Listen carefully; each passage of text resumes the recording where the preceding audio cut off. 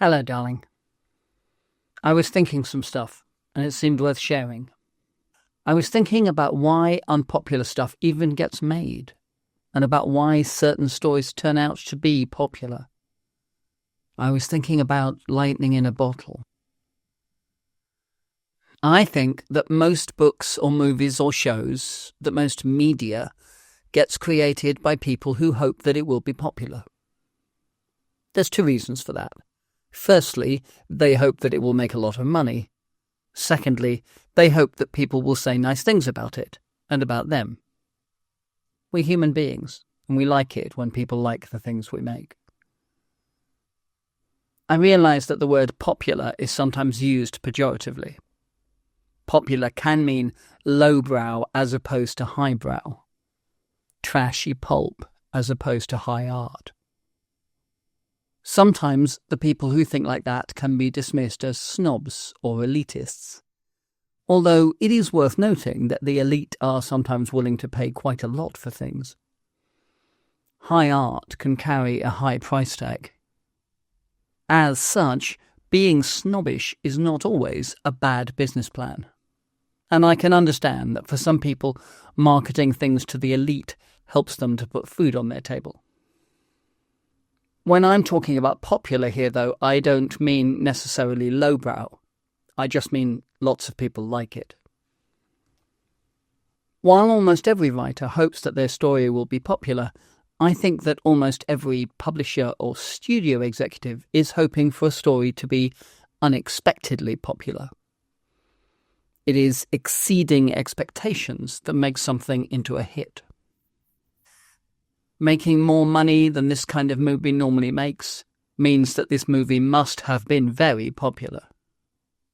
Selling more copies than this kind of book normally sells makes it a popular hit. When something makes far more money than expected, then you have a phenomenon. That's when people start talking about lightning in a bottle. Lightning in a bottle is the dream of taking something that normally, famously, does not strike in the same place twice and turning it into a trick that can be repeated. It's a very difficult thing to unpack because there are very few situations when someone writes a completely unexpected hit and then writes something else after that, and when those two stories have the same marketing budget. Marketing departments just adore putting a big chunk of their annual budget behind someone who's just written an unexpected hit. I get why they do that. It makes perfect sense that they would. It certainly muddies the waters, though, when looking for a verifiable connection between the craft of the writer and the popularity of their stories. I have talked on this channel before about my belief that successful people owe as much to luck as they do to skill. I still believe that many hits are, in part, lucky to have been unexpectedly popular, but that's not really what I want to talk about today. For a story to have been popular, that means lots of different people have to like it. This video is about stories that lots of different people like. But I don't want to focus on the word lots. Today, I want to think about the word different. People are different from one another. Sometimes slightly different, sometimes very different. I believe that one reason why some stories are so popular is that it's possible for the same story to appeal to a lot of very different people. I think that it's possible for someone with a very right-wing position to read a story and find that it completely agrees with their views, and for someone with a very left-wing position to read that same story and feel that it completely agrees with their worldview. Once upon a time, many years ago, I read a series of collections of a comic called Cerebus. This was a long, on-running story that started out as a pastiche of comic strip and fantasy tropes and evolved into a complex satire on politics and society. The main protagonist was a fairly put-upon fellow, bouncing from one situation to the next and falling in and out of love with various women over the course of many years of plot. The writer and artist of Cerebus was a fellow called Dave Sim, and he wrote long author's notes at the back of each collection. In some of these notes, he would hint that he was a man who held unpopular views, and that this meant he had trouble keeping friends, especially girlfriends. I had been really enjoying the Cerebus stories, and I especially liked a lot of the strong female characters that Sim had included in the surrounding cast. Some way into the series, though, Sim started talking more openly in his author's notes about the nature of his unpopular opinions. He was, it became clear, a complete anti-feminist misogynist.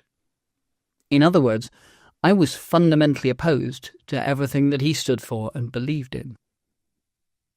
I was shocked because I had really liked his stories, and I had seen a lot in them that agreed with my worldview. I couldn't understand why a rabid anti-feminist would write such great feminist characters. Had he deliberately set out to trick people like me into buying his books? No, I don't believe he had. When I went back and reread the earlier stories, I realised that everything in them could be seen from a different point of view. When the protagonist fell in love with a strong woman and allowed this to derail his earlier plans, that had made perfect sense to me when I'd first read it. But now I could see that from Sim's point of view, he was writing a story about a man making a terrible mistake, and all his plans being derailed by that. Ever since that experience, I've always tried to keep in mind that the story I'm reading may not actually be the story that the writer was intending to tell. There are lots of tales of writers who have been appalled by the misinterpretations of their work by fans. Michael Moorcock apparently wrote his Jerry Cornelius as an exaggerated satire of everything that was wrong with the cool and stylish young men of the 60s and 70s, and was then aghast when the men he'd been satirising adored Jerry Cornelius and took him as a role model. Chuck Palahniuk wrote Tyler Durden as the bad guy of Fight Club, only to have the incels fawn over him. So, is it possible to do this on purpose? To write a story that everybody loves, even though they're all actually reading different stories? Well, I do think that there are some things you should avoid. If an author makes it absolutely clear that their book has a message with a capital M, then the people who disagree with that message will probably pick up on that and not love the story so much. Some media comes across as preachy, and the word preachy is very rarely used as a compliment. One way to broaden the audience of your story is sometimes to be ambiguous. An ambiguous ending can be a gutsy choice, because some readers like to feel that an ending has tied everything up. Ambiguous middles are much more common. It can be good to leave it up to the reader to decide whether some decisions are morally justified or not, rather than editorializing about it. It's common these days not to make the protagonist a total good guy and the antagonist a total bad guy.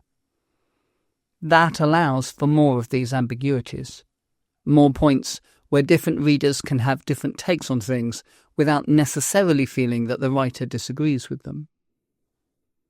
Writers also try to avoid their personal point of view putting off a chunk of readers by listening to the advice of editors or beta readers with different points of view.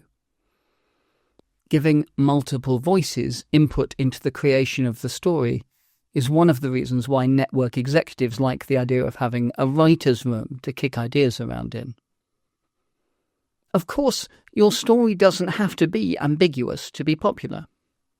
There are lots of stories with clear-cut good guys and bad guys which have been spectacular hits.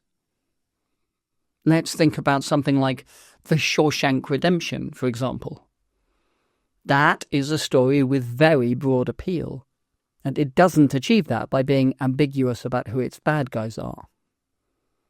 Equally, though, it's not a movie that's preachy about, say, prison reform.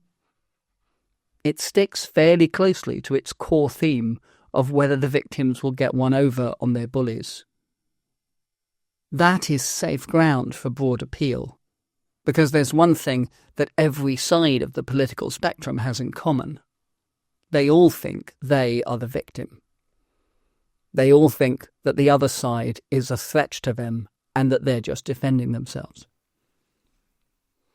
Actually, of course, the true answer to can I purposefully give my story broad appeal is probably not. It is not normally possible to manufacture a hit without a marketing budget.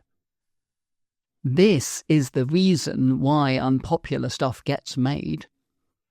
Because even when the thing is finished and it's sitting there in front of you, there's no reliable way for a publisher or a streaming service to know in advance how popular it's going to be.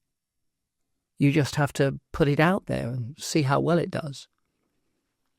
One thing I am sure of, though, is this idea that if I love a particular story, then some of the other people who love it too are not actually loving the same story that I am.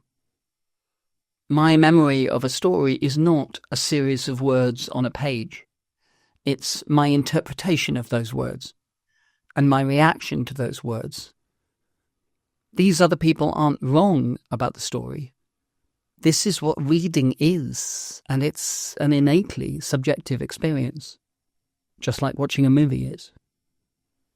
One of the great things about being a fan is that it gives you a connection to people that are different from you. Finding out that someone likes the same story as me doesn't mean that they're going to agree with me on everything, or that we need to have some deep and lasting bond. But it does give us a connection. And both liking the same story gives us something to talk about. Finding connections with people who are different from you is why we so often talk about stories bringing us together. They make us less lonely, less isolated. They can be the beginning of friendships and communities. That is why, when I can think about anything I like, I tend to think about stories. Anyway, that's what I was thinking about, and it felt worth sharing. See you soon.